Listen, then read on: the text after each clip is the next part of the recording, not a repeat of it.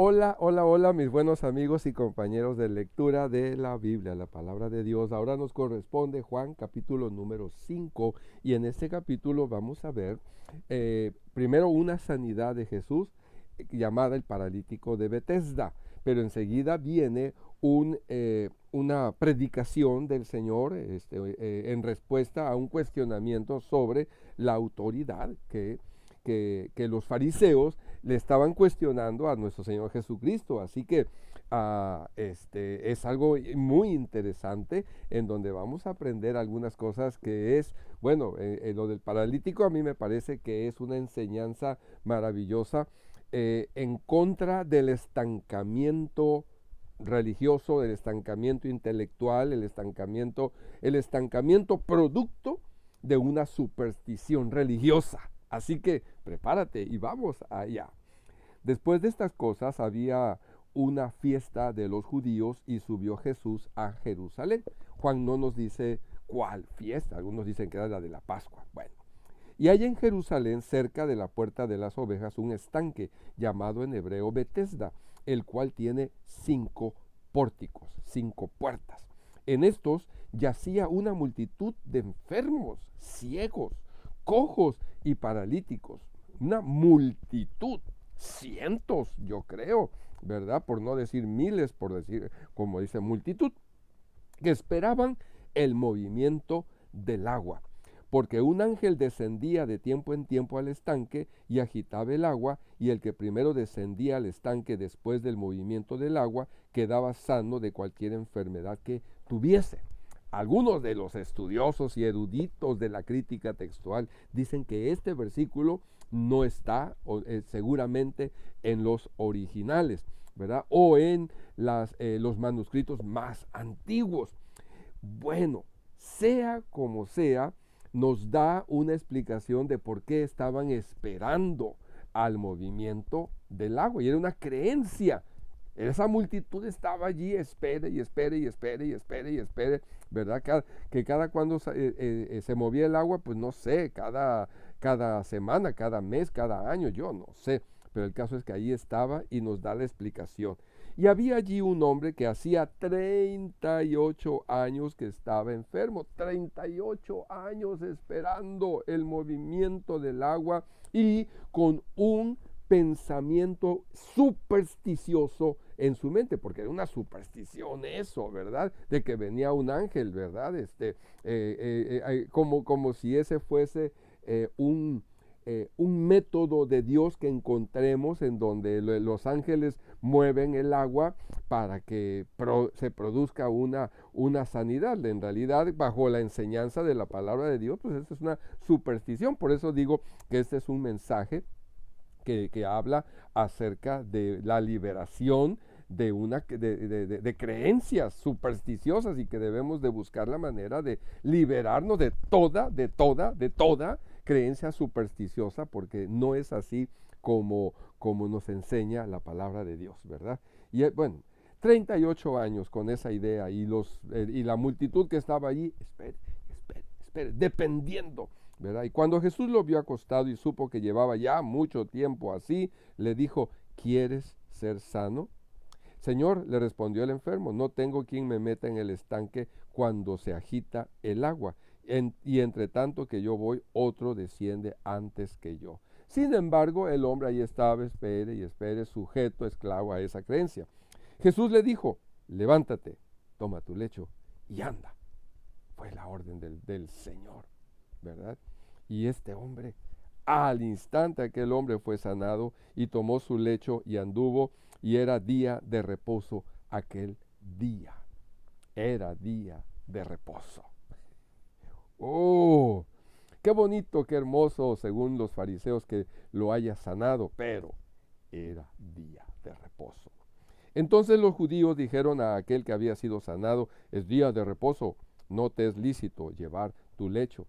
Y no le hicieron caso. Acerca de 38 años estuvo enfermo, lisiado y todo, y sin embargo, por ser día de reposo. Y él les respondió, el que me sanó, él mismo me dijo, toma tu lecho y anda. Entonces le preguntaron, ¿quién es el que te dijo, toma tu lecho y anda? y el que había sido sanado no sabía quién fuese, porque Jesús se había apartado de la gente que estaba en aquel lugar. Después le halló Jesús en el templo y le dijo, mira, has sido sanado. Ojo, ojo aquí, no peques más para que no te venga alguna cosa peor. ¡Wow! ¡Qué tremendo! El Señor, alguna cosa peor que 38 años esclavizado a esa creencia. ¡Wow! Pues sí, que hay cosas peores, ¿verdad? Por culpa del pecado, porque el pecado esclaviza. Y por más de 38 años, más el pecado. Hay pecados que se convierten en hábitos dañinos, que duran por 50, 60, 100 años, ¿verdad? Si es que la persona llega a vivir eso. Así que el hombre se fue y dio aviso a los judíos que Jesús era el que le había sanado. ¿Debido a por qué razón? Pues él dio el aviso. No sabemos, no explica Juan por qué. Y por esta causa los judíos perseguían a Jesús y procuraban matarle porque hacía estas cosas, estas sanidades, en el día de reposo. El Señor lo hacía a sabiendas y de manera especial. No lo hacía en domingo, en lunes, en martes, en miércoles, en jueves, en viernes. No, lo hacía en sábado. Y encontramos en los evangelios varias ocasiones que el Señor hizo sanidad en día de reposo. ¿Por qué razón? Porque el Señor lo hacía para picar las preguntas, las inquietudes y la molestia, para señalar el pecado interno de las personas. Bueno, seguimos adelante. Y Jesús le respondió, ojo, mi Padre hasta ahora trabaja y yo trabajo. Órale. Como que había la idea de que Dios había hecho en 6 días toda la creación y había descansado. Desde entonces descansaba. Y Jesús dice, mi Padre hasta ahora trabaja y yo trabajo. Por eso los judíos aún más procuraban matarle, porque no solamente quebrantaba el día de reposo, sino que también decía que Dios era su propio Padre, haciéndose igual a Dios. Noten ustedes la cadena. Hacía estas cosas en día de reposo, lo querían matar, y no solamente lo hacía en reposo, sino que decía que Dios era su propio Padre, haciéndose ¿cómo? Igual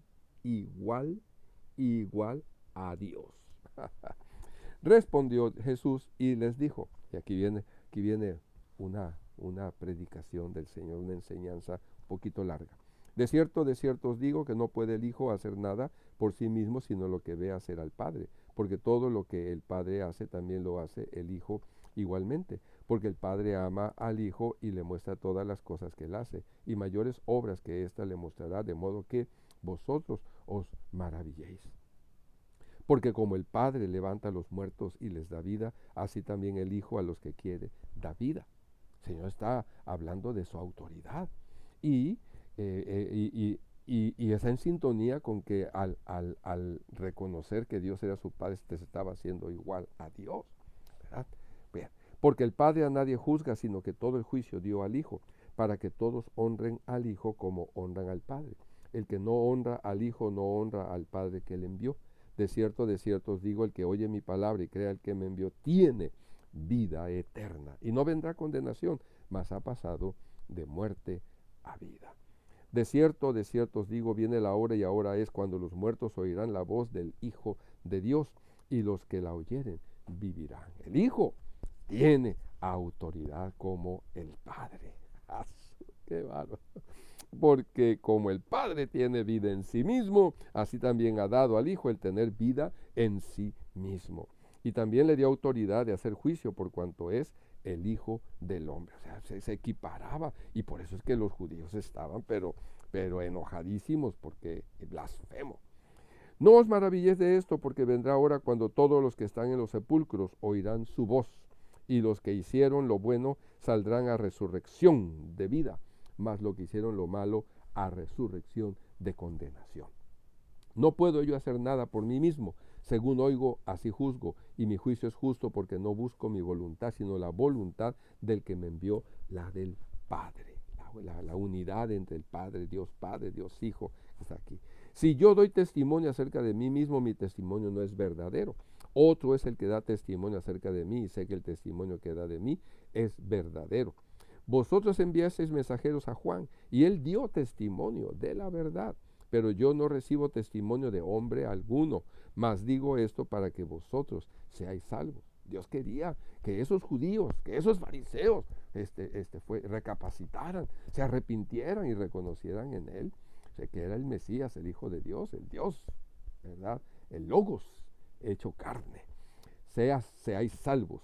Él era antorcha, hablando de Juan el Bautista, que ardía y alumbraba, y vosotros quisisteis regocijaros por un tiempo en su luz, mas yo tengo mayor testimonio que el de Juan, porque las obras que el Padre me dio para que cumpliese las mismas obras que yo hago dan testimonio de mí, que el Padre me ha enviado. Las mismas obras, así como la del paralítico de Betesda y tantísimas otras sanidades que hizo, señales, dan testimonio de mí y atestiguan la autoridad de Jesús.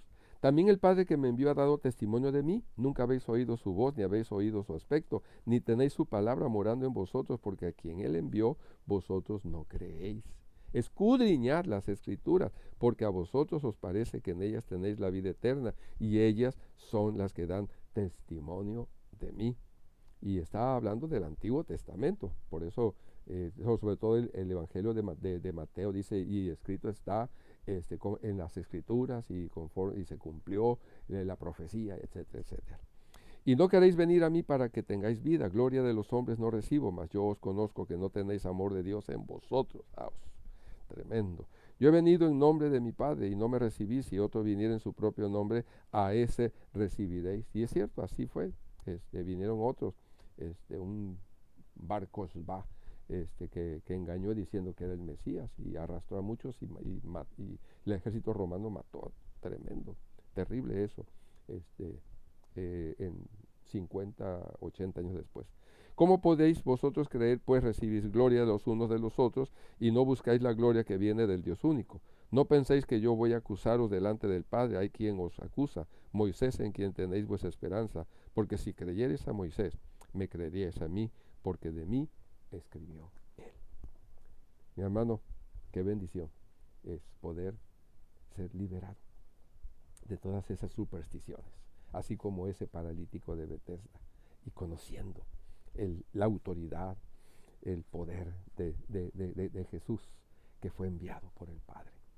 Que Dios te bendiga y te guarde y haga resplandecer su rostro sobre ti y ponga en ti su bendita paz.